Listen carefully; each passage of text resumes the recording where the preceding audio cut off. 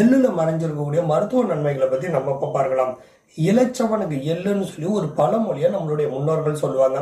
உடல் எடை அதிகரிக்கணும்னு நினைக்கிறவங்க இருக்காங்கல்ல, அவங்க எள்ளு சாப்பிட்டாங்கன்னா மெல்லிசா இருக்கக்கூடிய உடல் அதிகரிச்சு உடல் ஓரளவு சதம் போடுங்க. எள்ளுல கால்சியம் சத்து அதிகமா இருக்குது. பால்ல இருக்கக்கூடிய கால்சியத்தை விட எள்ளுல இருக்கக்கூடிய கால்சியத்தோட அளவு அதிகமா இருக்கு. அதனால எலும்புகள் பலமாக மாறணும் அப்படின்னா எள்ளு சாதம் அடிக்கடி சாப்பிடலாம். உடல் ஒல்லியா இருக்கக்கூடிய குழந்தைகளுக்கு எள்ளு உருண்டை, எள்ளு மிட்டாய் எல்லாம் கொடுத்தோம் அப்படின்னா அந்த குழந்தையோடைய உடல் கொஞ்சம் குண்டா மாறும்.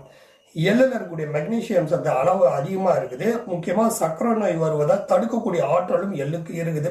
எள்ளை அளவா பயன்படுத்துறது நல்லது. வெள்ளை எள்ளை விட கருப்பு எள்ளு தான் ரொம்ப நல்லது.